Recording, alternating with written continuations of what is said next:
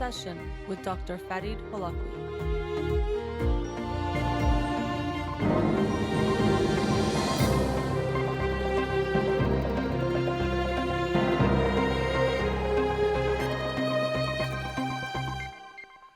Good afternoon. Welcome to In Session. I'm your host, Dr. Farid Holakouee, and I'll be with you for the next 2 hours here on Radio Hamra. Studio number to call in, 310-441-0555.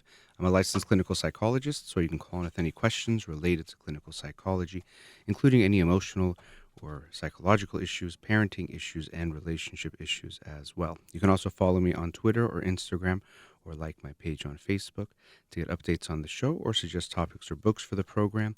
And the shows are uploaded at the end of each week to my SoundCloud page and podcast on iTunes. Again, our studio number 310-441-0555. Before I get into the books, and yes, books plural, because last week I was not here and Monday had guests on my show, so I'll have a few books to talk about today, but I want to thank my guests from Monday night's show, Ben and Sima Tubia, who shared their experience. Ben, as a Iranian American male, coming out as a gay man, and then dealing with what that was like first internally, and then sharing that, but then also the experience of the family. And Sima, as his mother, shared her own personal journey of dealing with that, and then eventually led to her creating a support group called We Do Care in the Los Angeles area. And she mentioned they want to expand to other cities, maybe New York next. But it's a support group for parents of LGBTQ Iranian parents. So their children are members of the LGBTQ community, and dealing with that, which oftentimes can be a struggle for any parents, but especially in the Iranian community. Unfortunately, the stigma is still very strong. And so it can be helpful to be with other parents and get that support. So I want to thank them again for joining me Monday night. So getting into the books, as I mentioned, I have a few books to talk about because I was not here last week, but also the book of the week for this week that I will talk about on this coming Monday's show is Unthinkable by Helen Thompson. Unthinkable, an extraordinary journey through the world's strangest brains. So looking forward to reading that and sharing it with you next week. But so I'll be starting essentially with the book from 2 weeks ago, which is Emotional Advantage by Randy Tehran, Embracing All Your Feelings to Create a Life You Love. And I mention often that I judge a book by its cover or its title, and this was definitely the case here. Embracing all your feelings is something that I'm all about and try to promote on this show, that we shouldn't just try to be happy or just think of the quote unquote good feelings or the ones that feel good, but that all of our feelings are valuable and important, and we need, or we should try to embrace all of them in order to live a more full life. And so that thesis, or that concept, that is basically what the book is based around, I really liked, and so wanted to read this book. And so she goes through different emotions and talking about how they can be useful and also how we can deal with them better, starting with things like happiness, but also desire, fear, anxiety, and even ending with love. And so she talks about happiness, and a lot of times with any of these emotions, how we define them is very important. But happiness is one where a lot of times people will mistake a feeling of joy or even pleasure for happiness. So they think happiness means feeling good in the moment. So if I feel happy right now, if I'm enjoying what I'm doing, then I'm happy.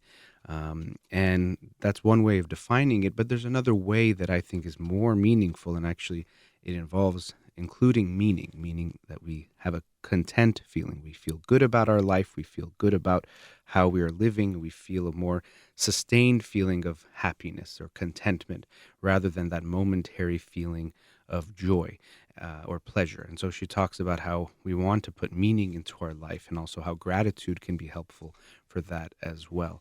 And then she talks about sadness. And this is one that I think is so important, because most people, when they think of the emotion of sadness, they think of it as a thing to get rid of, something to make go away as soon as possible, something that if we feel is bad, and if we don't feel it, that's good.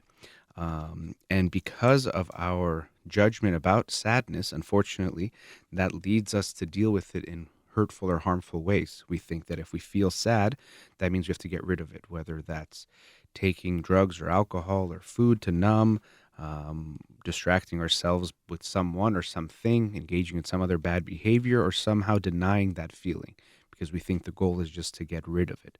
But as the title of the book implies, we want to embrace all our feelings, including the ones that might not feel good, like sadness. And sadness is very important for us to recognize that it's telling us something. And so the analogy I like to use is like we have physical pain that tells us something is not right with the body. We have emotional pain as well that can tell us something. You know what? Something's not quite right, or I don't feel good about this. Also, we have to accept sadness as a part of life and a part of caring about things and caring about people. If you want to get close to anyone, you have to be ready to risk feeling sad at some point. Or if you want to care about the world is going to make you sad. And oftentimes we avoid this feeling of sadness. Even I was talking to someone recently about how we might see someone who's homeless and sometimes we might not give them attention or acknowledge them, not because we actually don't care, but in a way we care too much. And this person I was talking to is a very caring person who has a lot of kindness in her. And so it was interesting for her to see that she almost doesn't even acknowledge them at times. And many of us will do this at times. I know I do as well. But a lot of times it's actually because we care too much. And that feeling of sadness or pain can feel too much to bear that we actually distance ourselves from it or try to avoid it to begin with. So our sadness is something actually very wonderful about us. And not only can it help us understand ourselves better, but we know that the more we are in touch with our own sadness, the better we are at having empathy and connecting with others. If I'm not connected to my own pain, it makes it almost impossible for me to really connect to yours and to be there for you and express empathy when you're experiencing sadness. So it helps us even connect deeper with others for multiple reasons. One is when we express our sadness, people know us better and they connect to us. But also, if we're connected to our sadness and express it, we can connect to our partners or our friends' sadness as well.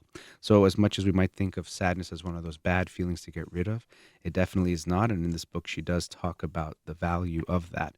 And even about things like fear. We think of fear as something bad, but of course, fear is the body's or brain's way of telling us something is dangerous or not safe. And actually, we need it a lot of times. And also, it can tell us things that we might not be aware of if we don't listen to that feeling. So, even a feeling like fear is important. I'm going to just touch on some of the other feelings that she talks about because obviously there's not enough time to get into each one in detail. But another one is anger that people oftentimes think of as a negative thing.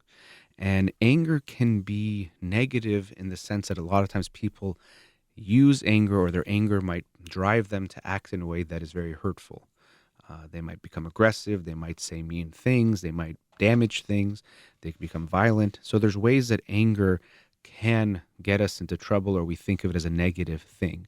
But anger is our brain's way of telling us that something is not right in how someone is treating us. We feel wronged by someone. We feel that someone has done something that isn't fair to us, and we feel that anger, and that's important to be in touch with that, to recognize we feel like someone has violated our boundaries. Someone has done something we don't like. So it's good for us actually to listen to that feeling, to understand that feeling, and to express it. And that's the hard part, is that anger can be hard to express in the right way, or in a good way, in a healthy way, and to the right person. I think it's a quote by Aristotle, which is similar to what I'm saying, but being angry at the right person to the right degree and expressing it in the right way, that's the hard part. It's easy to get angry. And this is why people sometimes think, well, because it's so hard to know how to express it the right way or express it in a way that is good, they just put it away altogether. And they try to dismiss ever feeling angry or ever expressing it, or they might pride themselves in never being angry. But we want to be in touch with our anger and understand it and be aware that we should express it to those who are close to us so that they can understand us better and even know how they're hurting us and what we don't like. So anger, another emotion that we often think of as a bad thing. I've even had clients who come into therapy and say, yeah, I have anger. I want to get rid of it. I need to get rid of my anger. And usually that's not going to be the goal. The goal is more about understanding the anger, integrating it, and learning maybe how to manage it in a better way if they're acting out on it in a way that doesn't feel good. But making anger disappear or eliminating it completely is not possible, and also not a goal or something we should want to have. We need to have that. Again, anger, like sadness, is telling us something is not quite right, and we want to be able to listen to that information that we're getting. Another interesting chapter for me was about guilt and shame. And I often hear people say guilt is such a waste of a feeling, or it's so bad, or why should we feel guilty about things? But first of all, if you didn't feel any guilt, that would be a problem. You would be possibly a psychopath who doesn't care about what you do and feels no guilt and remorse. It's one of the symptoms of antisocial personality disorder. So we need to have guilt. And guilt is telling us that we're acting in a way that is not in alignment with our values or who we are or who we want to be. We lie and we don't feel good about it. That's good. It's good to not feel good about lying, because you realize, I don't want to be someone who lies. I want to be honest, and I want to act in that way. And so if we don't listen to that guilt, we might not recognize that we're acting in a way that doesn't feel right to us, that we're violating our own boundaries of who we want to be. So we want to be in touch with that feeling to say, oh, you know what? I don't feel good about what I did. And that could lead to us trying to make it right, first by potentially apologizing to whoever we might have harmed in what we did, trying to make amends for what we might have done, trying to fix that situation, and also thinking about it and how we want to act differently in the future, that we don't want to act in the way that made us feel guilty. That feeling is telling us something, and in a way makes us want to avoid feeling that way again. So we can learn from the guilt. And so guilt is not a bad thing in and of itself. We want to try to understand it, see what it's telling us, as we do with all the feelings, and then act accordingly. And even shame, the difference between guilt and shame, will sometimes say is that guilt is I did something wrong or I did something bad, and shame is I am bad. So it's more about who we are at the core. And shame is generally thought of as much more of a harmful or negative emotion and one we want to avoid. But the point that she made in the book was that she says shame guides us to be aware of the buried hurts so that we can bring them to the surface to heal. Because usually shame is reflecting something within us where we feel is bad, defective, unlovable. And so it's not good for us to feel that way. So I'm not saying we should feel ashamed or we should feel shame, and that's good. But when we feel it, it's good to listen to it, to recognize there's some pain underneath that's a very deep wound that needs to get attended to. And so hopefully we can have that compassion towards ourselves to say, I'm feeling shame. I don't need to feel ashamed of who I am and who I am at my core. But if I'm feeling this way, something is not quite right. And I need to get in touch with that very deep pain to understand myself better. So I've touched on some of the more negative ones, but she also covers things like confidence. And I think confidence is actually an interesting one, because we sometimes think that because we want to come off as humble or expressing humility, we shouldn't be confident. And genuine confidence is different from fake pride or cockiness or being arrogant. Genuine confidence is having a belief in yourself, and that is something very good. And even it's good for us to have that confidence in ourselves to then do the good things that we can do for ourselves and for others and for the world, that we should believe in ourselves and use our strengths, our talents, our abilities, our skills to do good things. So it's actually good to have genuine confidence in yourself that is based on who you actually are, and to believe in yourself and believe you can even be better, and to strive for those things. So in this book, it also ends with the feeling or emotion of love, and it talks about how we want to embrace all these feelings to become more who we actually are, to live a more authentic and real life. And I'm very much in favor of that argument, or that concept, that we want to be more in touch with who we are, and we live our fullest life when we express all of our feelings, even in our relationships. If you have a relationship and you don't express sadness or anger or pain because you think those are negative, you think those are not good and it's just going to hurt your relationship, you're actually just taking away from how close and emotionally intimate you and your partner can be.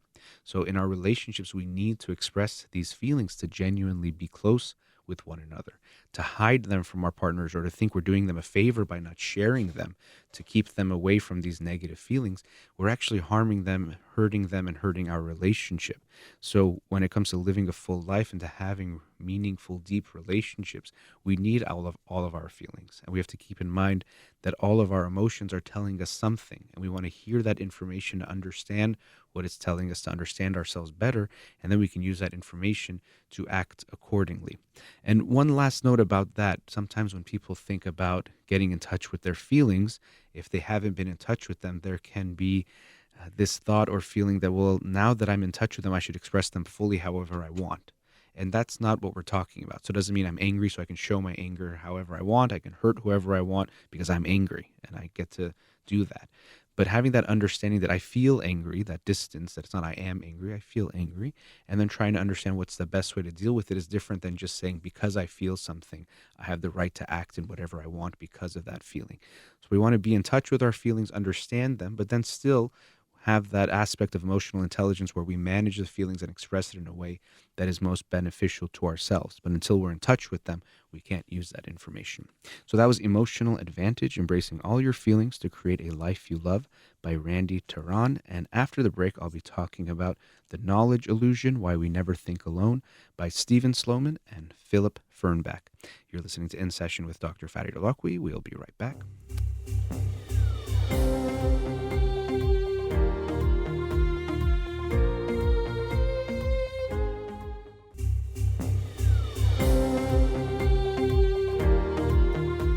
Welcome back. All right, so we did one book, on to the next one, which is The Knowledge Illusion, Why We Never Think Alone by Stephen Sloman and Philip Fernbach. And I really enjoyed this book because I never heard of it quite put that way, The Knowledge Illusion, but I'd seen different research on this. But the concepts covered in this book were very interesting and new, or at least new takes of things I'd heard about, but made me think about a lot of things and made me think about some things I already had thought about before. And I guess it's almost funny. I'm like expressing the knowledge illusion now, saying I already knew what was in this book because I definitely did not. But that's basically what the book is talking about, how a lot of times we think we know a lot more than we do, or we think we understand, for example, how something works or something in history or something in politics, when really we have very little idea about that. One of the first ways they brought this up is studies that have shown, for example, when they ask people how basic things work. And usually they think they know. You say, how does a zipper work? Like, yeah, I know how a zipper works. How does a toilet work? Yeah, I know how a toilet works. But then you ask them to explain how these things work. And they had the example of the toilet. And people have really no idea to explain how they actually work, the science or physics or whatever you want to call it, behind what's happening. They don't really know. And then when you ask them after that how well they know a toilet works, they say much lower, which is good. They become aware of their own ignorance, or that they have this knowledge illusion. But before that, we walk around having a lot of these illusions about what we know. And actually, when it comes to the toilet, they explain how it works, but I still cannot explain it to you exactly how it works. And there's lots of reasons for this. One of them, for example, with things like a zipper or a toilet, is that we know how to use them. So I know, obviously, we all can use the toilet. We all can use a zipper to zip something up. So we feel like we have that enough knowledge to use it, but it doesn't mean we actually understand it. And so we often have a misunderstanding or an illusion about how much we know, because when we interact with certain things, we feel like we can use it. Or I drove my car here. There's so many things in every aspect of it that I have no idea how they make it and the science behind it and what was done to make it and all the research done on that. But I know enough to drive the car to get the utility I need out of it. So in that way, it almost feels like I understand the car, or I know it, even though really I'm completely ignorant to so much of what's going on. So there's that aspect. Another important one is that they talk about the community, I think community of knowledge, but which is essentially how we think we know a lot of things because we lose track of really what's in our own mind and what is out there. And especially now with the internet and, for example, Wikipedia, or just doing a Google search, we can look up almost any fact or any piece of information. And because of that extension of ourselves, and we literally can have it in our pockets, as I have my phone right now and can look up anything, it's hard to make that distinction between what I know and what I don't know because I have access to all this information. So very often we make a mistake here as well in thinking that because the knowledge is out there and I can access it in a way, it means I know it. And so there's one aspect of this book which I liked, which was having a type of intellectual humility about ourselves of, you know what, we think we know a lot more than we do. And a lot of people, if you ask them the things I'm saying, they might say, oh, no, I know people do this, but I don't do that. But we all do this. I do it as well. Everyone listening is doing that also. We think we know things that we don't. And the book gets into lots of the reasons why. For example, there was interesting research where they would have people read an article saying that scientists had discovered some glow in the dark rocks or something that was glow in the dark that would be able to show light in the dark. And in some versions of the article, it would say the scientists know why it glows or they understand it. And in other versions of it, they would say the scientists still don't understand what makes it glow in the dark. And when they asked people if they had read the article that had the scientists who said they understood how things glow in the dark, they themselves felt they understood it better too. Whereas when they were told that scientists don't understand it, they felt that they understood it less, which shows that it's as if because that knowledge is out there, again, we lose track of where our own understanding ends and others begins, we think we know something that we in fact don't know. So that I thought was an interesting article and research study that illustrated how we think we know more than we do, or we lose track of what we know and what we don't know. And this extends to lots of things. Even they had an interesting chapter looking at heroes, or the way we think of, for example, Martin Luther King as the sole leader of the civil rights movement. And of course, he was instrumental and played such a big part, but he was one part of it. And he did a lot to mobilize people. And actually, that's one of the things he did that was great amongst other people, is that he was able to get lots of people to do something. So it wasn't he alone did something, but he had a big impact. And even in scientific discoveries, they talk about it in the book. We often think of Einstein created the theory of relativity, and this person developed this, and Darwin created the theory of evolution and natural selection. But it usually is not so simple. Many more people contributed, or many other people might have been thinking about the same things. Was it Herbert Spencer that was also thinking of natural selection around the same time as Darwin? I can't remember if that's his name. But anyway, we see that a lot of people might be thinking of the same things at the same time, or there was contributions made by others, or people build on theories that were made on other people's theories, were made on other people's theories. And so we tend to think, and we like to have this narrative of the one person hero, whether it's in politics or in science or whatever it might be, and we attribute them to everything. So Gandhi is the reason why India became free, and we just know him, and that's the shorthand of how we remember it, when it's really much more complex than that. But we think we know a lot more than we do, because there's also ways we like to think about things. So again, it's having that intellectual humility of, I think I understand, or I think I know that Pearl Harbor was a complete surprise attack, and they talk about some of the history that shows it was not as much of a surprise as many people think it was, or the way we remember it to be. But it's having that intellectual humility that, you know what, I don't know as much as I think I do. Or even if I think I understand something because I've heard others say it, it doesn't mean it's necessarily true.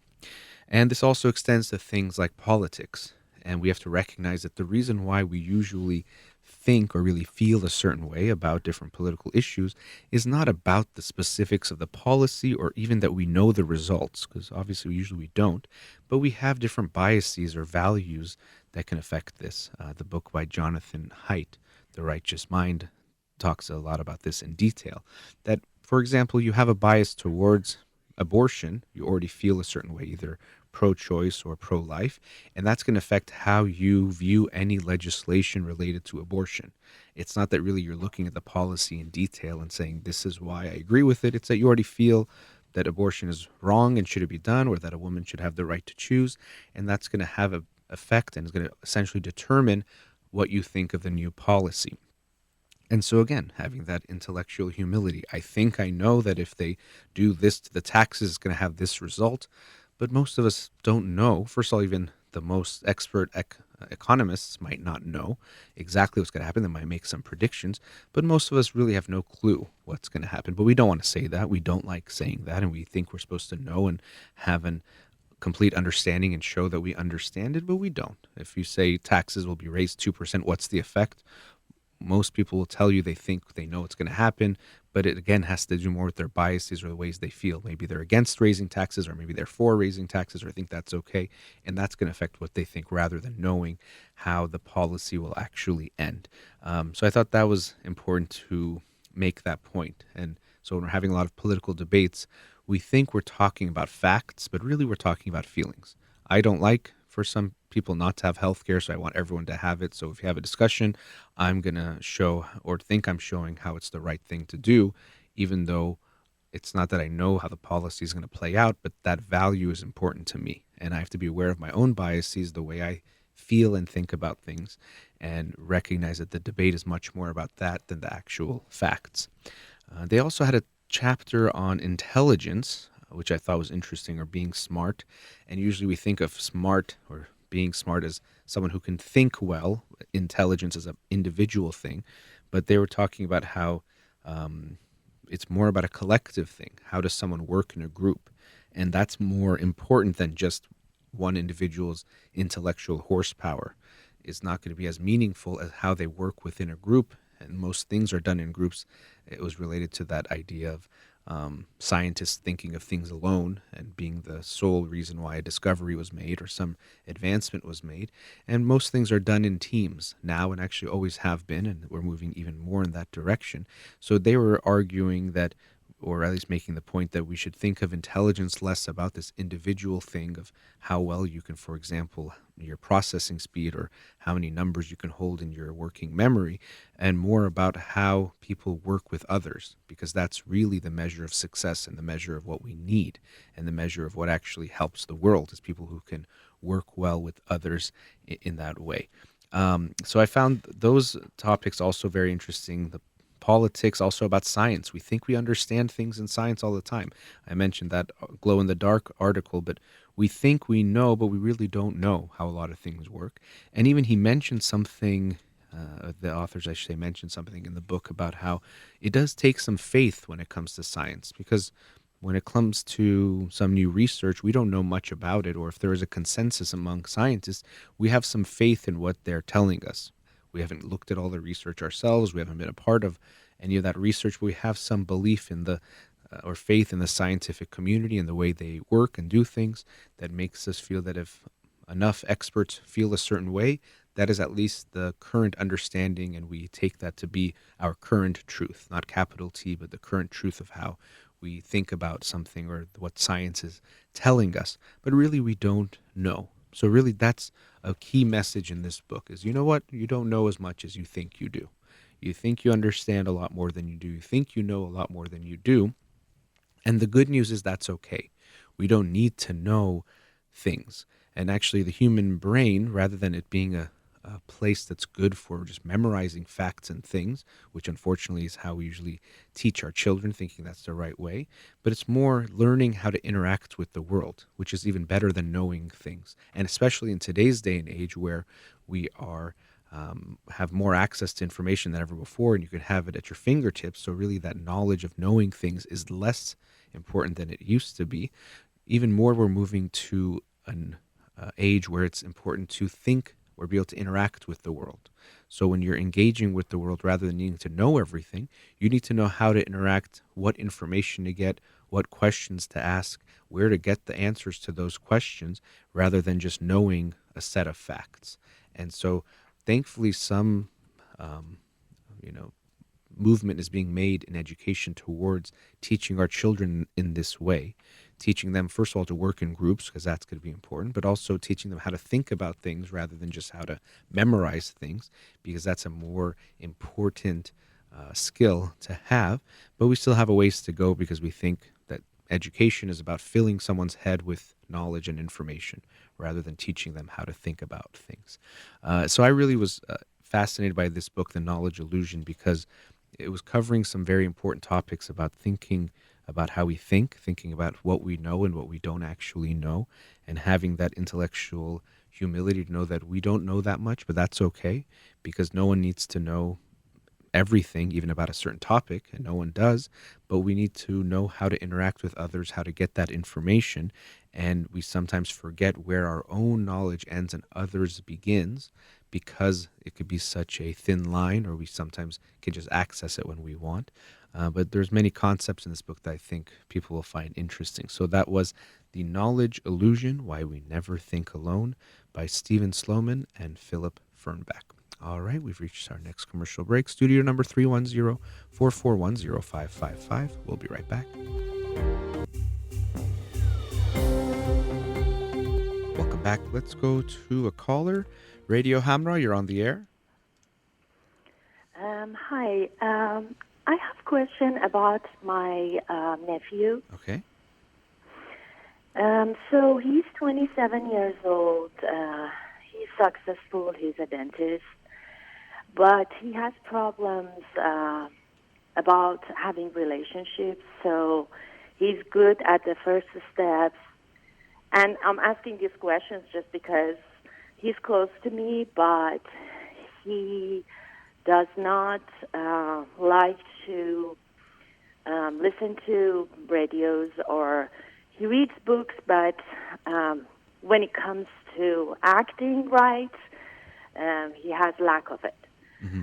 So I was wondering if you can help me somehow to, give some information to my sister, or even I talk to him about how to getting better to start a relationship, keep it.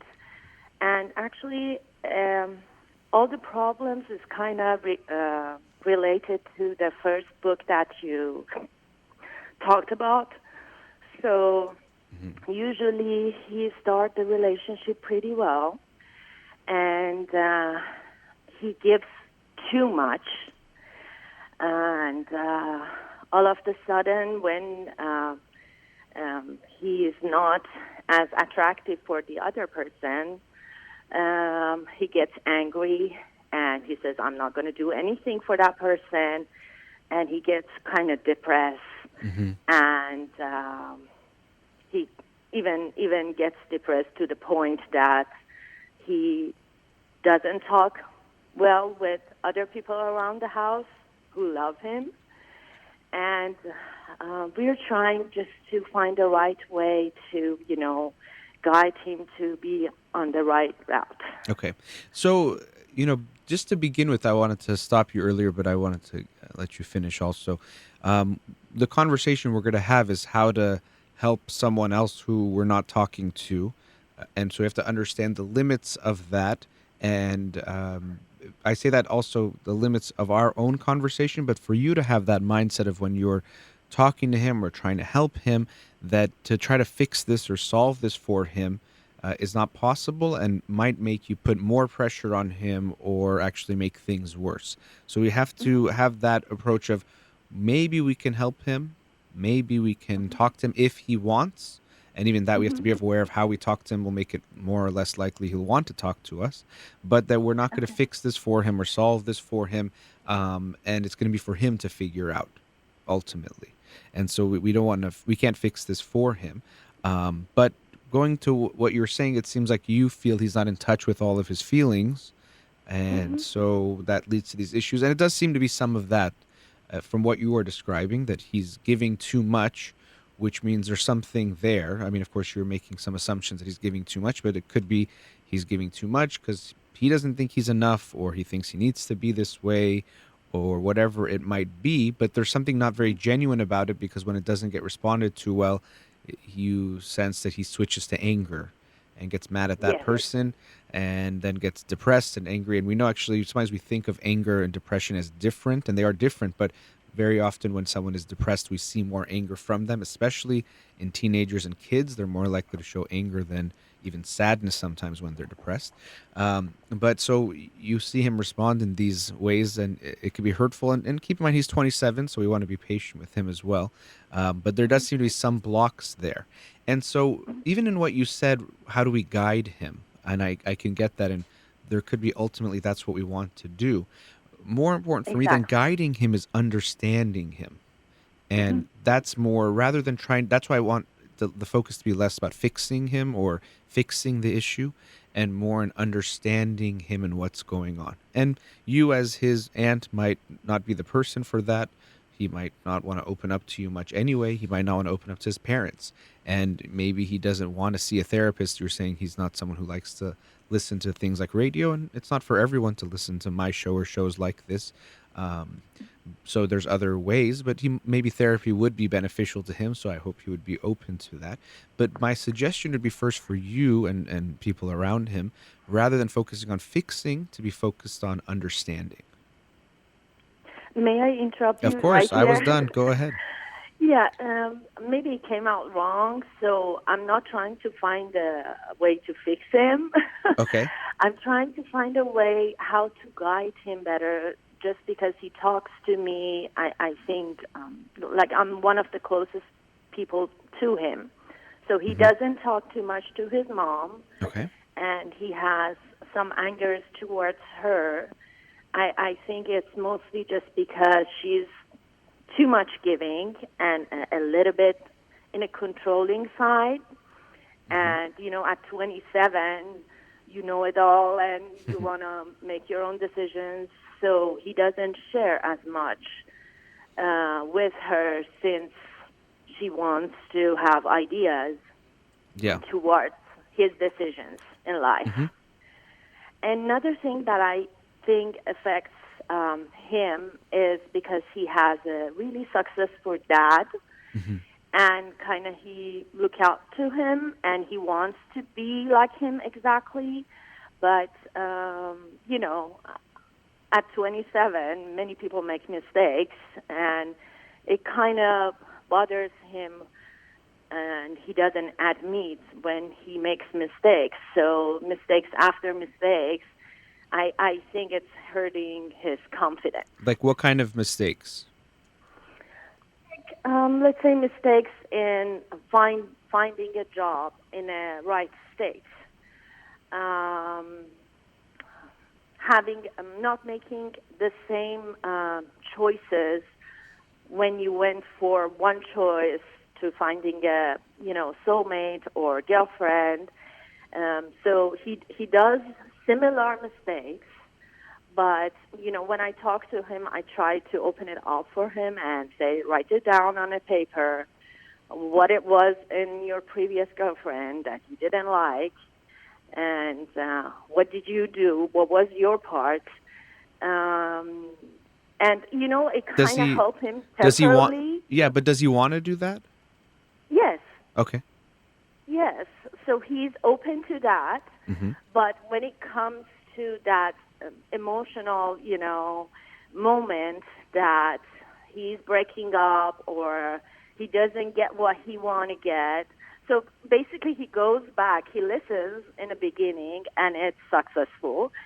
And then when he goes deep into the relationship, usually he cannot continue the relationship just because he kind of wants to continue it like in the beginning of the relationship. So many calls, many talking on the phones, and such a thing that nowadays I don't think girls do appreciate kind of thing.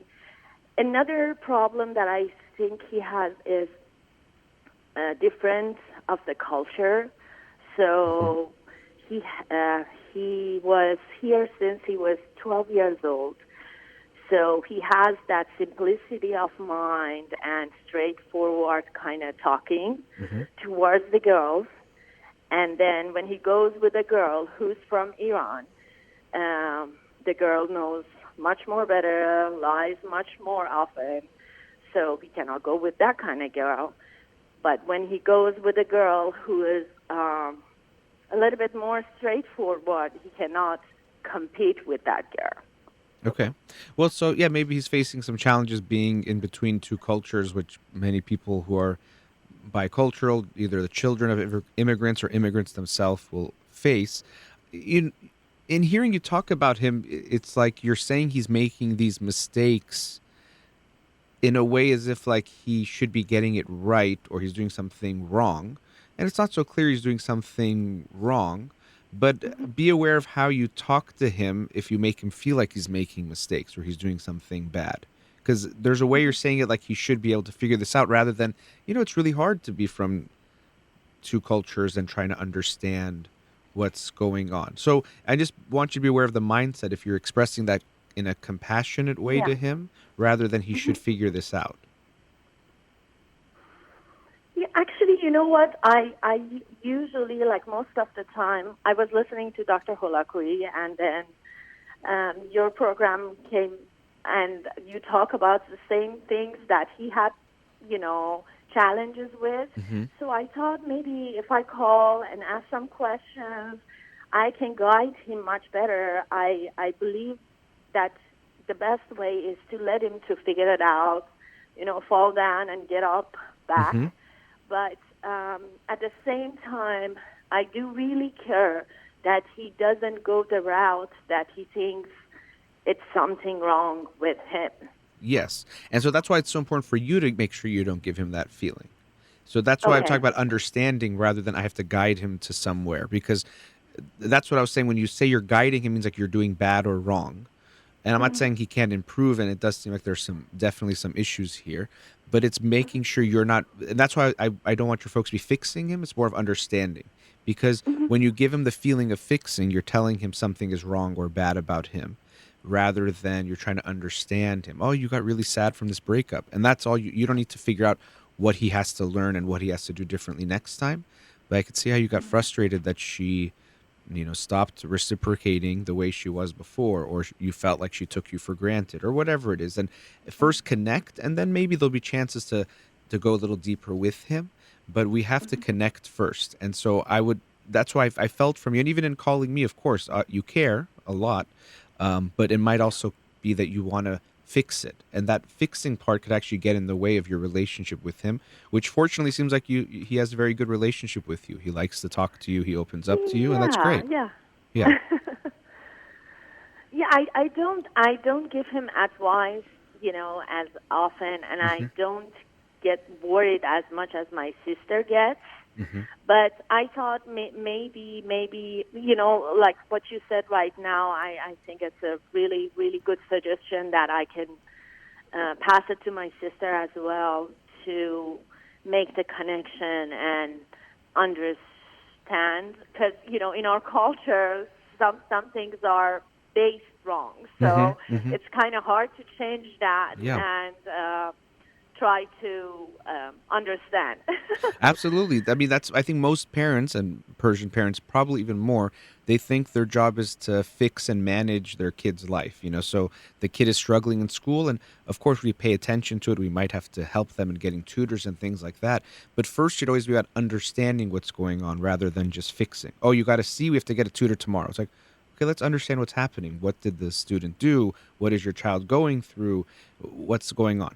So it's always first about understanding. And then sometimes we put this pressure, for example, for getting married, and he still is young, but that, okay, because we don't want him to waste time or go the wrong way, we have to hurry up and fix this. So we don't have time to waste, and he's going to lose opportunities. And so that could put even more of a pressure, which then is probably going to hurt him and hurt the relationships even more than actually helping him and getting you closer to him. So, and another thing you mentioned, there was a same phrase you used for both of them of doing too much. So maybe him and his mom have some similarities in that sense that actually might cause trouble. And maybe even he learned that from her, saw how she was with people, and he is that way with people. So there's a lot of things to look at. But as I was saying, the focus on understanding is important. And you might have a point that it seems he's not really, as most of us are, not aware of what's driving our behavior, especially when it comes to romantic relationships. So we continue to do the same things. We have the same patterns that we create because we're in this autopilot or unaware of what is causing us to act a certain way. So I would hope for him, as everyone needs this work, to become more self-aware and understanding what's happened to them and what they've experienced and how it's going to affect how they are in relationships. But until he's willing to really look in, you can't force him to. But the more you connect with him, and if he has those conversations where he feels like you understand him, then you're more likely that he will even go in that direction of, okay, I feel understood. I feel like my aunt gets me, and then maybe you can go deeper with him, but it's not until he's ready to go there. And there could be some other blocks of how he feels about himself, as you were saying, and how successful he wants to be. If he has a hard time acknowledging mistakes, there could be a perfectionism or a feeling that if he's not good enough, he won't be loved, and that could be coming from the family too, something going on. So there's a lot happening, but as I mentioned at the start, being aware that your role is just as some type of support, that you're not there to fix it, and you can't fix it, and you can just be there for him and have a good relationship with him and hopefully help. But until he wants to get help, nothing will change. Okay. Thank you so much, Sure. doctor. My pleasure. Nice talking to you. Have a great day. You too. Bye. Okay, bye-bye. All right, we've reached another commercial break. Studio number 310-441-0555. We'll be right back.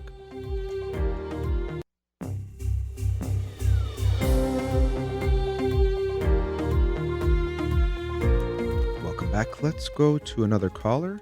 Radio Hamra, you're on the air. Hello. Hello, hi. Thanks for calling. Well, thank you for giving me the opportunity. Sure.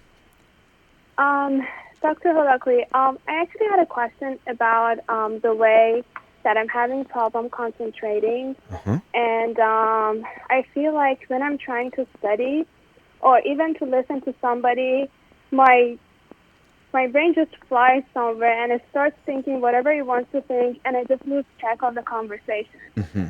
Okay. Now, tell me, how old are you? Oh, I'm 32. 32? Okay. Yes.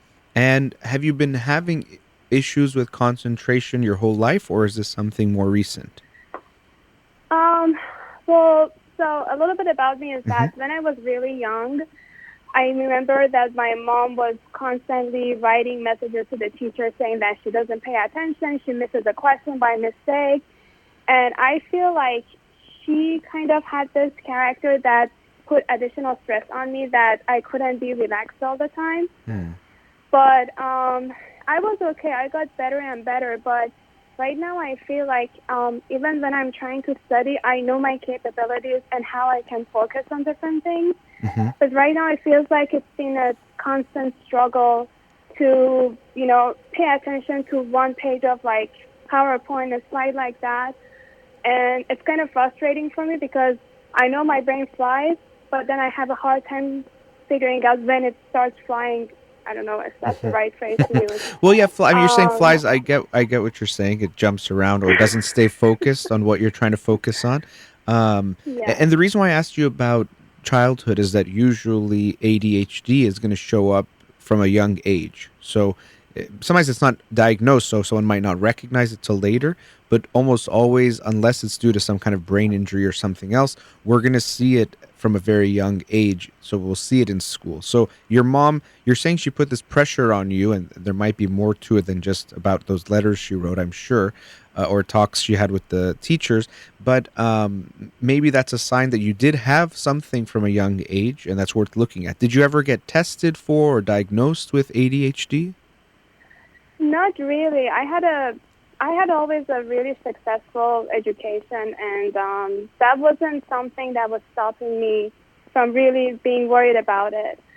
But it's been recently, and I don't know if it's because of the stress level that I'm facing at school or it's something else that is triggering it, because I studied a whole different thing. My education was in Iran. I came here, got my master's, worked for a couple of years, but then I completely changed the gears and went for a completely different major. And I don't know if you remember or not. I'm pretty sure you don't, but I called you last year too that I have this feeling that with very little noise or with little things that move around me, I just jump and I get scared really bad. Okay. So this thing happened last year, but now that I started this whole new major and during studying, it's just like so frustrating. And one thing that really made me to think that this is probably going to be an important thing is that the other day I was driving and I was backing up, and I didn't even notice when I put the call on reverse and went backwards instead of going forward. All of a sudden I just hit the brake and I was like, where was I? You know, a lot of what you're talking about there seems to relate to anxiety. And the thing with concentration or attention is usually we hear attention and we think, well, ADHD has the word attention in it, so that's what we have.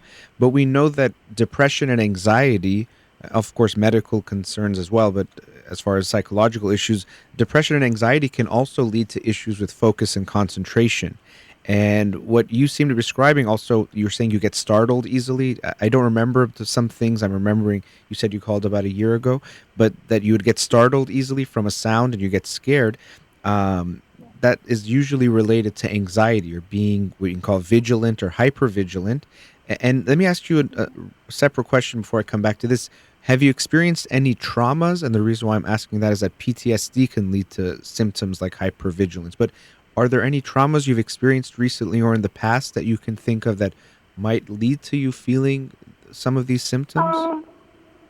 I'm not exactly sure if it was trauma, but I had a lot of falls and rises in my life. The major thing that I can think of at a really early age was my brother that he's like 2 years older than me, and he went through heart surgery, and then he became handicapped after that.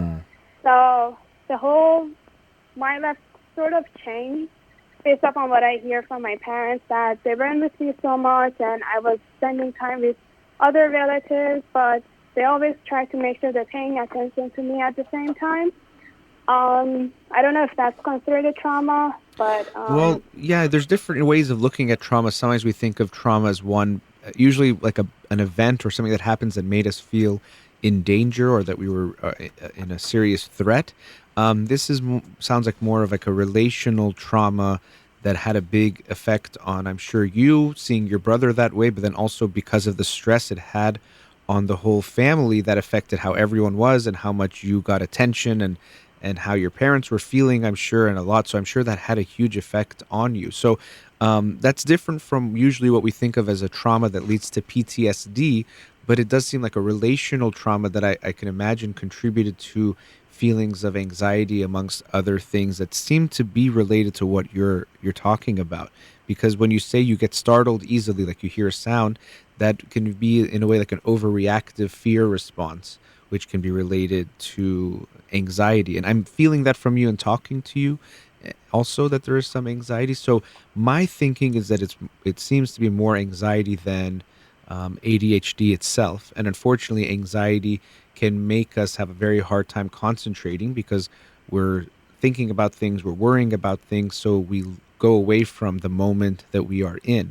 Or even you talked about when you're talking to someone, it could be anxiety in general, but a type of social anxiety makes it so that people have a very hard time talking to people and remembering things. So a lot of people will say, I never remember people's names when I meet them. And it's less about remembering their names, but that actually they didn't have the focused attention when they met the person to hear their name because of the anxiety. They were thinking about what they were going to say. They were thinking about how they looked in that moment, or they just felt anxious overall. And so because of that, the name really didn't even register. So anxiety can lead to issues related to attention and focus and concentration. And it seems like a lot of what you're talking about might be more related to anxiety than, let's say, specifically ADHD, but there could be that too, since in childhood you also had some of these types of symptoms. It's hard to say. Yeah. So right now, what is your suggestion to do? I mean, I exercise. I try to, kind of relax at certain times in the day. But I feel the stress level at school is too much, that I'm not going to have so much time to do other activities to just distract myself and calm down a little bit. What is your recommendation for me to do? And even if it's a book that you would think would help me, because I have a couple more weeks to start, I would love to read that to learn a little bit. I know the book wouldn't solve all my problems, but if it helps a little bit, still, if I can get this under control, because I know that my friends tell me when I go in my room and I start studying and I come out, I look so pale and just like physically not normal. Yeah. And I'm under stress. And that's telling us that it's physically taking a toll on you, and your stress level being so high is going to be tough. There's things you can try to do. So let me just give you a few suggestions. There's always the general one that I give to most people dealing with anything, because I think it's a good idea, which is to go to therapy, to talk about these things. Because I even when you talked about what happened to your brother and that experience, there seems like there's a lot there that is still affecting you. What you went through with him and the family, that of course is going to have an impact. And we know that in general for things like anxiety, medication can be helpful. And I'm not a psychiatrist to tell you to take any medication or not take any medication. But usually when someone has anxiety, even though that would make us think they should take an anti-anxiety medication, usually for long-term use, we take antidepressants, or antidepressants are prescribed for anxiety issues, and they can be very helpful. Anti-anxiety medication is more for in the moment type of a thing. So antidepressants are more prescribed. So that's just something to keep in mind. And it's possible you could benefit from that if it seems that the anxiety is so much and it's not something that you can get more into a manageable level. But in therapy, you might get a better understanding of what's going on, and just having that space to talk can be helpful. Meditation can also be helpful in helping us calm down. You were saying that you startle easily, like you hear a sound and you have a reaction. Some research can show that when people meditate, that the emotional parts of the brain, or parts like the amygdala in the brain, can become less active, which can lead to which in a way might translate to feeling of being more calm. So that's also something that can be helpful. And meditation, it's kind of like exercise. So it's not that if you just do it once or twice, you're going to get some results. But if you are consistent, and especially if you can make it a daily practice of even at least 10 minutes, 15 minutes a day, that can have a huge impact as well, in over time making you feel a bit more calm. Okay. As far as books go, nothing comes to my mind. I'm sure there are so many, but I don't know exactly what would be directly related to what you're talking about or dealing with. But I really think the therapy would be helpful, and maybe you've already gone. Have you ever tried therapy before? I tried for a couple sessions, which I know that's not enough to make a decision that it's working or not. But I don't know. I feel like I have other people that I can talk to. Not that if it's just about like expressing yourself and like that. I felt I'm more comfortable talking to a close person or a close friend about it rather than going to sessions like that. But if you recommend, I would definitely do that. Yeah, so we could talk about that a little bit, and it's good to have friends and family we can talk to, and that's a different type of support than what you'll get in therapy. Some ways it can even be better, or different, I should say, because there's way they can know you and connect to you that you can't get in therapy. But therapy is a very different process that can help you by having someone who is a professional and who is not connected to you in any way, can give you a different type of guidance, and that relationship can be helpful. And seeing a therapist, at first they are a stranger to you, and you have to have some level of basic trust, but it doesn't mean you're going to have to share everything with them as soon as you start. And so be ready to take some time. Even, sometimes I think people, well, I'm going to therapy, I should start working on things immediately. Well, just getting to know the therapist and getting comfortable is part of the process. Just like if you're going into surgery, they don't just start cutting you up. They have to prepare you and give you some anesthesia and other things to get you ready to go. And then they get into the deeper work of doing the surgery. Therapy can be the same way. So yeah, when you tell me you went 2-3 times, to me, it's as if you were just doing the anesthesia part, but you weren't even doing the surgery part yet, So, but I think there seems to be something about trust there in the way you talked about telling a therapist about what's going on. Is it hard for you to trust and then connect and open up with a therapist? I barely open up with anyone. Yeah. Well, then I feel very lucky. I feel very lucky that you've called me and opened up, at least a bit. But maybe even being on the phone and the distance there might make it a little bit easier as well. But I feel lucky that you're talking to me. But so you're saying that is hard for you to trust and to open up. True. Yeah. Yeah. Okay. Yeah, and that's what makes it hard. I can get that. It's like exactly what we are saying. To do is something that's hard for you to do. So it's like go to therapy to work on this trust issue, but it takes some issue of trusting to even go to therapy, and that's what makes it hard. I can get that makes it challenging, and so I will encourage you to take that step, and that when you go to therapy, you don't have to open up at a speed that doesn't feel good to you or rush into things. And most therapists won't make you feel that way, that you need to hurry up and start telling them all the big stuff, because we have to build that trust. And for you, if that's an issue, even you can let them know, if you hope will feel comfortable telling them that you know that it's hard for you to feel comfortable to open up. And that will give the therapist an idea of how to approach that and to be more patient with you and to recognize that, okay, it's going to take her a bit more time. And that actually could mean that if you go to therapy and, a lot of times we think therapy is about some techniques, and there is that, but more what we find to be healing in therapy is the relationship that's created between the therapist and the client. And for you, that would be especially true because if you're able to build a safe, trusting relationship with a therapist that responds in a way that makes you feel understood and cared for, that could have a very deep impact in how you feel about trust. And even some of your anxiety could be related to this feeling of uneasiness, that you can't feel safe with yourself or with other people. So I would really consider going to therapy and to consider it a process. Don't just go 5, 10 times. Go for several months to at least a year. And of course, you have to find a therapist you feel good with at first and comfortable, knowing that you probably won't feel so comfortable with anyone at first, but someone you feel better with, and then get into that process. And I think it could have a very meaningful impact on you, but only if you do it for a long period of time. Understand. I'll just add this in if that'll give you a little bit more idea about Sure. me. That recently I've been thinking that everybody around me is gonna die soon, and I'm gonna be this person by myself. And I'm constantly worrying, okay, I have to go see my mom because I don't know how many more years she's gonna be alive, or I have to call my dad and all that. And I know it's some sort of like a sick thought, and I shouldn't be living like that, but it's constantly bothering me. Well, I know you said I shouldn't be living like that, and I can understand that thought, but I would want you to first approach it as trying to understand it rather than judging what you're doing or feeling, because it does sound like it's very tough to feel that way. And of course, this is also related to anxiety. Almost it sounds like an existential anxiety or this fear of death or loss of people. And even this could be related to your brother and what you saw there.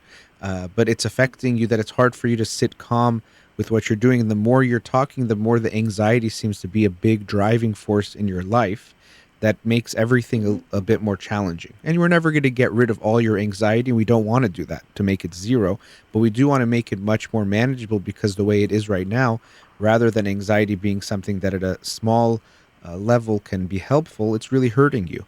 And so, there's a lot you're going through that, as I mentioned before about the therapy, now even more strongly, I think it will be helpful for you to understand where is this existential feeling coming from, or this fear of losing them. And as you said, yes, you shouldn't live life that way. You can't live your life wanting to just make sure you see your mom or dad enough times, or thinking you're to lose them every moment. And because of that, you won't even live your own life. Of course, people will sometimes say, tell the people you love that you love them and spend time with them, of course, but we have to have a balance of living our own life as well. So it seems to me that the anxiety is the overwhelming issue that you're dealing with, that is going to continue to affect you in various ways. It'll make the stress even more stressful. It'll make you harder for you to study. And then when it's hard to study, you'll have more stress. And I could see you being in this very negative cycle that putting you under more and more pressure and stress. And so you're going to have to do some bigger things to try to change it. I would suggest the therapy and the meditation is 2 ways. I'm glad you exercise. That can also be helpful. But hopefully the therapy as a process will help you deal with this. And even with a therapist, they can help you understand maybe there is some ADHD as well, and medication can be beneficial. I'm getting the sense that the anxiety is the biggest part. But I would recommend as soon as you can to go see a therapist. Even while you're still on break, it can be easier to start that process, because once you start school, you might tell yourself you don't have time, or it's going to be too hard to find someone. So while you're still on break, I'd say find someone. And even while you're in school, continue going. Make sure you make the time for that. And hopefully that will be helpful. Okay. Well, thank you so much for your time. My pleasure. So nice to talk to you. Good luck. You too. Thanks. All right. Bye. Take care. Bye-bye. All right. We've reached another commercial break. Studio number 310-441-0555. We'll be right back.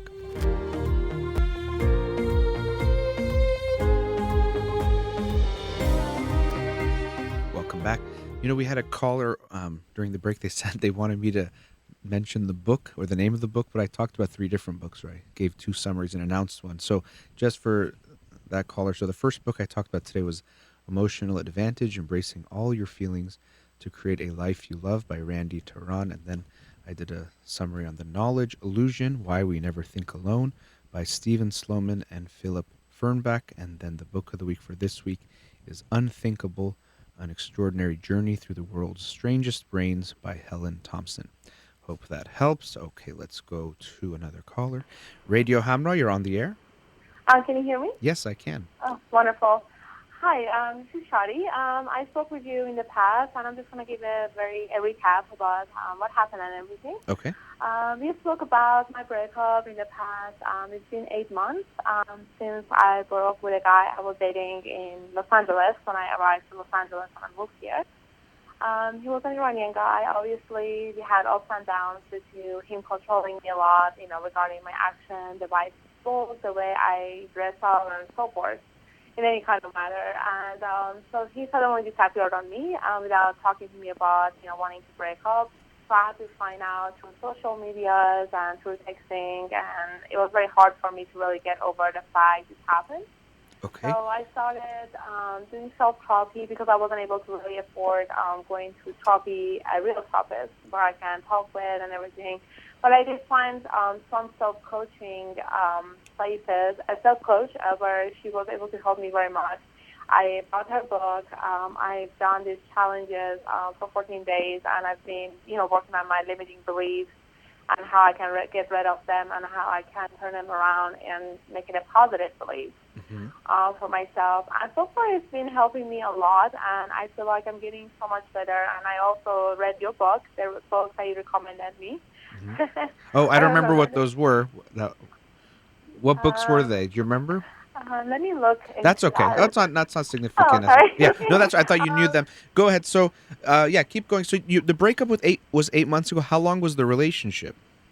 So we've been in a relationship for 6 months. Okay. But I feel like we didn't give each other enough time to really date and get to know each other first before even deciding to get into the relationship. Mm-hmm. So that really hurt me. And after a while, I just heard an ex-boyfriend of mine, not this guy that I used to date, a guy that was with for 4 years. He just recently got married, so I've been seeing, posts from him on Facebook, and I finally decided to just let go and not be friends with him anymore. And just, close that door, basically. That makes sense. Okay. And then I had family members, cousins of mine who are close to my age also got married, and they're having a very happy marriage. And recently I've been trying to get rid of this compareness, meaning I don't want to compare myself a lot. Mm-hmm. I don't want to, keep comparing myself, saying, why don't I have husbands? Or I'm 30 years old, I should also have the same thing for me. So I'm going through a lot of hardship at the moment. I feel like part of the problem is that since I have so much emotion and hardship, I shop a lot. And I've been in You what? Sorry. Yeah. You said you what a lot? I missed what you said. I shop. Shop, okay. I've been using my credit card to shop a lot Yeah. to make myself feel better about myself and not worry too much about my feelings and everything. So it's hard for me to really, talk with my feelings. Yeah. Or get used to my feeling and face them, basically. So to me, I thought, okay, just shopping maybe makes it easier for me to forget about my feelings and the anxiety I'm dealing with at times. Well, that's So now, Well, that's the thing with anything we do to cope with our feelings. That's like a drug or alcohol or shopping or gambling. It's to distract us and to make us feel good. And usually, what we're looking at is that we're not tolerating the negative feelings, and we're trying to get rid of them or get away from them. As you were saying, maybe you feel like you get too sad or too anxious, and you try to get away from those feelings. But then, as is the case with any kind of compulsive behavior, we act out in a way that might feel good momentarily, but the feelings come back, and now we have a problem to deal with. In your case, maybe credit card debt or other things that you might feel related to the debt. And that is going to make things worse. So there does seem to be a way that you're running away from the feelings, or you're trying to escape them, maybe because they feel like they're too much, or it's hard for you to tolerate them. And maybe in being in this relationship, the way you described jumping into it might have been that you just wanted to, I think you said it was shortly after you moved, so it might have been that you wanted to just not feel alone, and so you decided to be with someone, and then it doesn't even seem like it was a good relationship because you described them as being very controlling, which we can talk about if that's related to anything from your past. But that you just, I get the sense was more about not being alone than really wanting to be with this person. Yeah, part of it is that. Yeah. I know right now, for example, I have already stopped using my credit cards, so I'm putting them away. It's been a month now that I stopped shopping with them. Okay. I'm trying to get to my debts and pay them off and become more financially stable, and try not to use them because I'm feeling alone or I'm feeling that I don't know. I feel happier the other way around. I'm trying to meditate. I'm trying to start working out and create my emotion with those kind of things. And the last caller you were spoken with, I kind of could relate. Okay. Yeah. Yeah, I learned so many things when I was waiting for me to speak with you. But yeah, I feel super lonely at times. I feel like, my happiness sometimes depends on having a guy or be married and having someone to understand me as opposite sex. I don't know why that is. I really do not like it though. I really want to be happy on my own and try to understand myself. Right, and so that's what we want to try to understand that part. What's that feeling? Something you mentioned before about the comparison. Unfortunately, we can talk about comparison culture. Unfortunately, our Persian culture is a comparison culture, but they're also talking more about with social media that we're moving towards a comparison culture because it becomes so easy to compare ourselves to other people. And you mentioned that seeing even your cousins who are married and they're happy can be hard for you because you want that so much. And I think you're right that it's going to be important for you to understand what you're going through and then to get to a point where you can feel okay on your own, and then you might want to be with someone, but not that you feel a need to be with someone because you feel bad being alone and not getting that validation. I don't know if you mentioned it yet, but how old are you? I'm actually 29 right now. 29. Okay. I will be turning 30 years old in about 5 or 6 months. Okay. So so that scares me a lot. So. What scared that your age scares you? Yeah, turning 30 and not, having this financial instability and not being able to have savings and not being on my own because right now I'm just living with my family and I haven't found a job on my degree. I have a business degree and I'm working in a I don't know. I'm working as a collection person, meaning that I collect this and working for an adult loan company, but it's a part-time job, and sometimes I just can't afford my debt. Sometimes I just don't have enough money making to afford paying them off. So that kind of scares me a lot. Sure. So even in talking to you in that last sentence, the thing you're going to need more than anything is the ability to just sit. And by that, I don't mean literally only sit, but to sit with your feelings, to sit with some discomfort, because I get a feeling from you and how you talk is that you're just almost like have this motor that's running. It's good to have energy, but it almost feels like you need to do something in a way to just get rid of the feeling or to not feel something, or things are not okay, so I have to go ahead and change it right now. And because of that, it actually pushes you towards ways that actually make your life less stable. So it's interesting that you said you want more stability and you want to feel more, in a way, okay. But because you have a hard time just sitting with what's going on, it pushes you to be more impulsive and to make decisions that make your life more unstable. So that's something we're going to, have you work on, is to be okay with, even you're 29 and you're not married and you're not financially in a place you want to be, and trying to be okay with that. And accepting it doesn't mean that you're not going to do anything to make anything better, but that you can accept where you are today, that is your reality today, and that's okay. And I think, like it is for many people, that's very hard for you. And so it's pushing you to do what you're doing and to compare yourself to others and feel bad about yourself, and then feel this need to change something immediately, which might mean that you'll make bad decisions that don't have good long-term consequences, just to make a change and to get rid of how you're feeling in that moment right now. Yeah, exactly. That's exactly how I feel. So that's why I started my self-therapy. I read a lot of books. Okay. Obviously, I love books. Do you do meditation? Meditation sometimes. Okay. I don't know why I cannot get used to do it at least every day. I know they're really helpful for... I've done it before, and they really help me with my overthinking. I no longer overthink, but there's a part of me where I like to feel... I don't know, I just want to feel confident and feel relaxed, inside my heart. I don't want to feel unsecure, I guess. Yeah, I mean Mentally.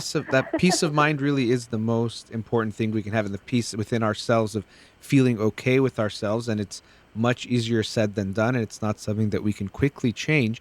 And I'm sure meditation is hard for you because it involves a lot of just sitting and what can feel like we're doing nothing, even though we're doing something, Exactly. and also sitting with our feelings and our thoughts, which I think might be hard for you, as many people struggle with, but I think for you it's going to be hard to just sit with them.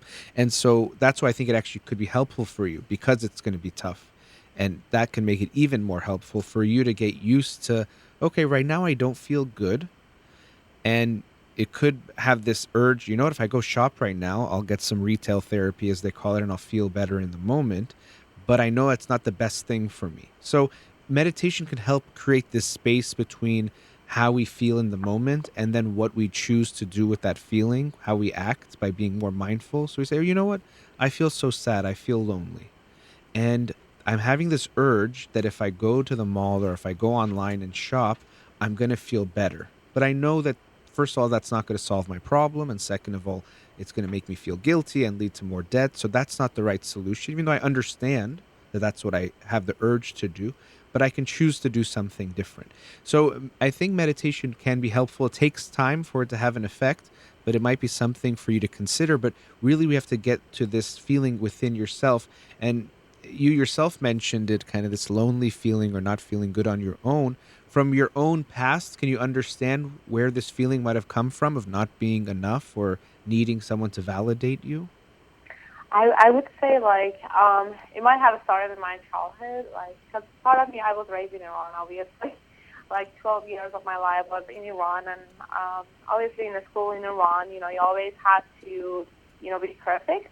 Uh-huh. Always have to show that you're doing a great job, you're always perfect, and even with family, I believe that, like, for example, this is just an example, anytime I talk to my dad about a subject or something, he always wants me to be, knowing everything. Mm-hmm.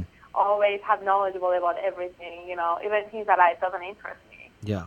He always wants me to be perfect. So I feel like I always have to validate him. I always have to get validation that I'm doing this great or I'm not. So I feel like when it comes to men, this pattern keeps continuing because any men I meet, they're there to tell me what to do and not to do. Yeah. And always fix me, always tell me where I'm wrong, where I'm right. So I just don't know how to stop this pattern. Yeah, and that's interesting in hearing you say that, because you're saying you want the validation of a man, but what you got from your father, and then what you're getting from the men you tend to choose, is that they make you feel bad about yourself. But because it feels comfortable, you're still drawn towards those kinds of men who might control you and tell you what you're doing wrong. But because it feels familiar, you go back there and you're trying to figure that out. And unfortunately, your father, what he was saying, or that standard he was giving you, was not realistic, to know everything or to be the way he was, and giving you this feeling of disappointment. So unfortunately, you felt disappointed in yourself, but it was because he was holding you to a standard that was not realistic, not human. So it's as if he was being upset with you that you would go to sleep at night because you should be awake and keep reading when every human being needs to sleep. He was putting this image for you, or this expectation on you, that you should be a certain way. And so because you couldn't meet that unrealistic expectation, you came to this conclusion that you were not good enough, or something was not good about you, unfortunately. And those things can be hard to change. I know you said you're trying self-therapy, which can be beneficial, and you mentioned the financial constraints, but I hope you can go to therapy to get deeper onto this issue. Yes, I love to do that. Yeah. But unfortunately, like, I feel like right now my debts are coming first. So I understand. Another area for you to think about is things like self-love and or self-compassion. There's a book by, I think it's Kristen Neff, Neff. That'd be funny if that's what I mentioned to you last time. I don't remember what the book's were. But that's a book to think about. It's on self-compassion, because that seems to be missing for you, that feeling of love for yourself and compassion for yourself, which can lead to a feeling of being more okay, and even being okay to not feel okay, which it sounds funny to a lot of people, that we think, well, if I feel bad, shouldn't I have to do something about it? But really, a big sign of mental health is the ability to sit with our painful feelings and not feel like we immediately have to take them away or do something or erase them, because that usually leads us, one, ignoring the feeling, which gives us information, and two, taking part in actions that aren't good for us long term. And so that might be something for you to also look into, is how to increase that self-compassion, which, like a lot of the things we've talked about today, takes time, but can be very meaningful if you make changes in that direction. And then, do you mind spelling one last time the author name? I was just writing down the name of the book, and then I forgot to write down the author name that you were mentioning. Oh, sure. It's Kristen Neff, Neff. Yes, yes. Okay. I'll definitely take a look at that, because I also follow your Facebook, and I also check out the books you post Oh, on great. there Okay. too. Yeah, that was a book a year, and maybe, I don't even know if I even posted the pictures back then, because it was from a while ago, maybe almost 2 years ago. But yeah, that book, it's actually called Self-Compassion, and it's by that author. So I'm sure you can find that, and maybe that'll be helpful. But that it's that sense of inner peace that we all long for is very much missing in you, and I hope you can start to work towards that, and that could affect how you feel. And keep in mind, you're not married today, or you're not where you want to be today, but I hope you can accept where you are today and love yourself for where you are at. And you can work towards things and have goals, but to be accepting of where you are today at this moment. So I have one last question. I Okay. know the time is running out.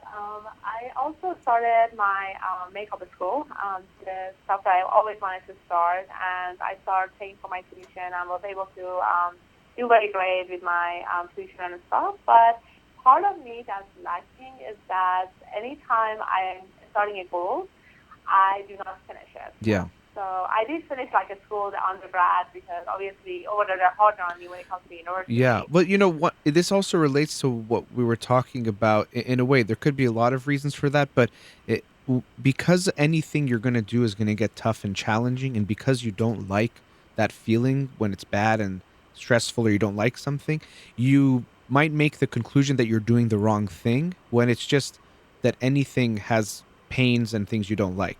But I get the sense that it's hard for you to tolerate negative feelings. So you're doing something and you get stressed, you don't like it, you say, you know what, I don't even like this that much anyway, let me do something else. And then you switch to and so you switch to something new that's exciting, and it hasn't gone stressful yet until you face that challenge again. So keep in mind that that's why I'm saying that tolerating the negative feelings can be good, because you know what, I'm kind of stressed right now, but that's part of finishing my cosmetology school or makeup school, whatever it is. And that's okay. I know that this is part of it. The stress doesn't mean it's bad. Or if I'm in a relationship and I feel a little bit sad, it doesn't necessarily mean it's the wrong relationship. If they're making me feel that way all the time, yes. But part of relationships is it makes us feel down sometimes too. So I think to me, that's the bigger picture. So I'd say if you've started something right now, make it as if it's not even a choice to finish it. And just go to the end of it. And then once you finish it, if you decide you want to do something else, change then. But don't change until you finish this next thing in front of you right now, and then make that decision. And do you suggest dating is a good thing after being single for 8 months, or do you suggest You could take your time. I wouldn't rush into anything. I think the biggest thing for you is that you might rush into something. So even if you do date, take it slow. Even tell a friend or someone to help you take it slow, because you by yourself might go too fast emotionally. And because you want, for example, this pressure of getting married, you're going to say, okay, this is it. I'm going to make this the one, rather than really seeing if it's there. So that's my concern for you, is that you'll rush something and see something that might not even be there, because one, you don't want to be alone, and two, you have this pressure of I have to get married soon, which you don't, but you have that pressure from yourself, and maybe you get it other places too. So that would be my biggest concern for you, is if you do date, take it slow. You see them today, don't see them for a week. Put some space at the beginning in getting to know them. Yeah, I am very bad with dating, though. I don't know how to date. Okay, well, if that's the case, then give yourself some time. Don't rush. I would focus on working on yourself a bit more too. But eventually you'll start. But like I said, I would say be slow. Be aware of when you meet someone. Are they like these men and like my father in some ways? Because you might be drawn to that kind of men. Try to learn from your past relationships, what you didn't like and what you did like. But like I said, again, taking it slow for me would be one big piece of advice for you. So being friends first would help a lot to get to know someone before. Yeah, being friends, just taking, however you want to define that, but just taking it slow overall, not seeing them too much at even being friends. Well, we're friends, so we're going to spend 4 days in a row together. No, just see them, not so much communication, not so much seeing them. Put a little space into the communication and seeing them, because of the way I'm seeing you. That would be something I would recommend. And then is there a book that I That one I don't know. The taking it slow, I don't know. How about this? Read a book every time you're going to see them until you see them again. Just put a little space in between. Doesn't have to be a specific book, but just give yourself some time. I do want to give some other callers some time. So, Okay, so you're fine. But thank you so much for taking nice your time talking with to me. you. Have a I'll good day. talk to you soon. All Yeah. right, have a good day. You Bye-bye. too. Bye bye. All right, going into our last commercial break. We'll be right back. Welcome back. Let's go to another caller. Radio Hamra, you're on the air. Hi, Dr. Holakouee. Hi, thanks for holding. Thank you. So my question is about my 1-year-old daughter, and I want to return to work in less than 2 weeks. And I wanted to know if I'm making a right decision because of her age. So my plan is that she stays at home with a caregiver, and then I'm going to work part-time in the beginning, 2 or 3 weeks. But part-time meaning I'm going to be away from her for 6 hours. So my concern is that she is very attached to me, saying that I'm in the room with her. And if I want to leave the room, I have to take her with me because she doesn't stay. She wants me to be next to her. So we start with a caregiver. She started last week for a few hours. But in the beginning, she was okay. But then the other day, she wouldn't go to her. She wanted to be with me. And even the caregiver tried to put her to sleep, but then she cried. She wanted me. And so if you have questions for me. Well, yeah, there's obviously a lot of questions and thoughts, and I do apologize because I know you were on hold a long time, and we only have about 7 minutes or so, and maybe we'll be able to talk another time some more about this because there's a lot to talk about. But it's tough, and I know you asked me if it's the right thing to do. Will it be easy on her? Can it have a negative effect? I mean, it won't be easy, and it could have some impact on her. I don't know, and we don't have to get into exactly the reasoning for you going back to work and how much the family needs that. These things are challenging questions, and I don't want to tell you you should do it one way or the other, but we want to be ready that it will be tough for her. And maybe because we only have a few minutes, I also want to talk about how it's going to be tough for you, and that you're going to have to make sure you deal with your feelings of sadness and hurt you might have, but also especially guilt, because that can affect the way you interact with her and interact with her when you come home or when you're saying bye to her. That might make it even harder on her. And so that's something for you to really be aware of, is your own feelings in this whole process. Because, for example, if you're guilty about this and you come home and she's sad, if you can't tolerate that feeling, you might even minimize her sadness because you feel so guilty and you can't tolerate that you want to make the damage less. So you say, no, you're okay, or it's not that bad, or she's just being dramatic, let's say. I'm not saying you don't strike me as having those reactions, but you might, because it's too hard for you to tolerate your own feelings of guilt about this. And so, well, let me ask you about that just quickly. What is the reasoning for going back to work? Is it a financial consideration? Well, financially, it would be okay if I don't work, but because I thought maybe I can, work some part-time, and then maybe I can bring some work home some days in a week, and I'm not sure if I know the negative effect psychologically on her. So that's why I'm calling. If I know that it has a negative effect on her, I'm okay to stay at home with her for some time. But I don't know for how long I should stay home with her.